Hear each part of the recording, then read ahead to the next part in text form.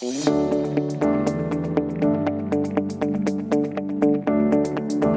to a brief overview of b.world. Here is the projects page where you can see all of your projects or create new ones. I'll go ahead and create a new one, and you can either draft with AI or write it yourself manually. I'll go ahead and use AI to create this project, and you can either use text or a URL from a website to help create this project. I'll go with text and I'll paste in some text I already have. I'll also click Align to an SDG, which will be done automatically as this project is created. And we can see that the basics of a project have been filled out for us. We also have the challenge statement and the proposed solution. Next, I'll take a look at the stakeholders page. Within stakeholders, there are 4 different objects you can add to your project: people, organizations, things, and locations. Next, I'll take a look at the project management options. We have a documents page to handle any relevant documents to your project, a task manager, as well as a budget. I'll head back to the design tab now, and I'll head to our whiteboard by designing my project visually. And you can either design your whiteboard manually with these objects to create goals, objectives, activities, and indicators, or you can draft it with AI, which I'll go ahead and do now. And we can see that an entire whiteboard has been generated for us.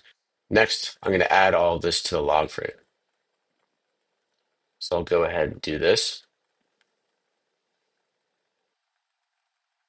and I'll continue to the log frame.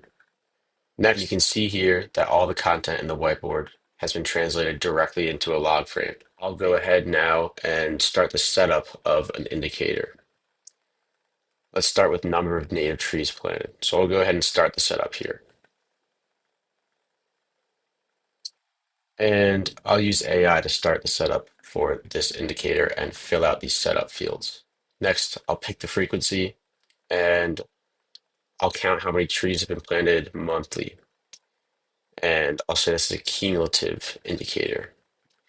There are additional measurement properties here, including dimensions. At the very bottom, there's a standards alignment section where you can either align manually to an SDG indicator or an IRIS indicator, or you can use AI to suggest an SDG indicator.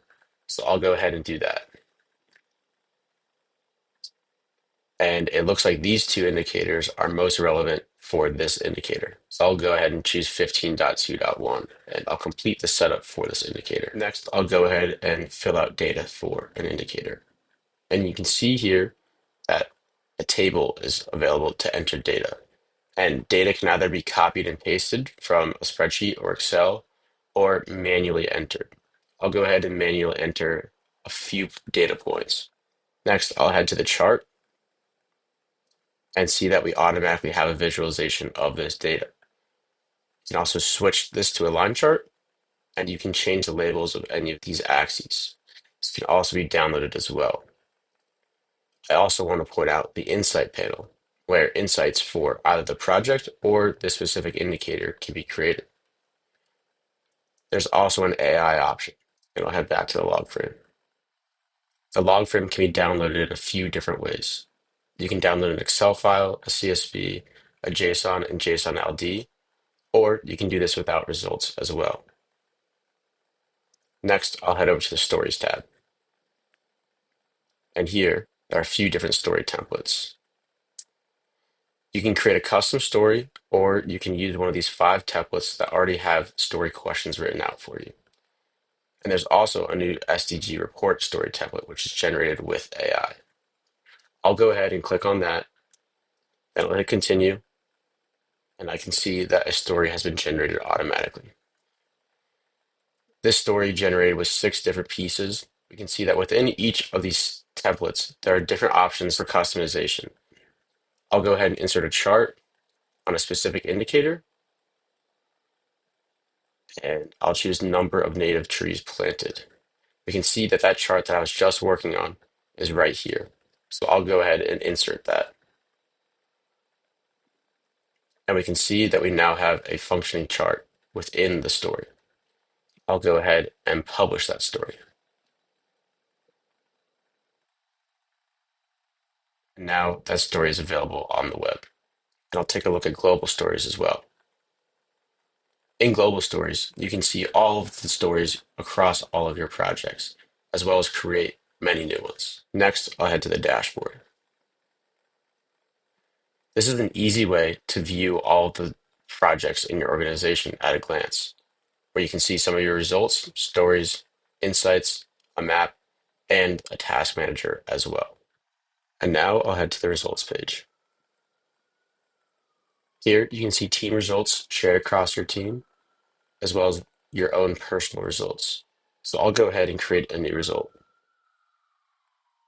I'll scroll down to the project I was recently working on, and I'll select these two indicators with data. I'll go ahead and name this trend of preprint.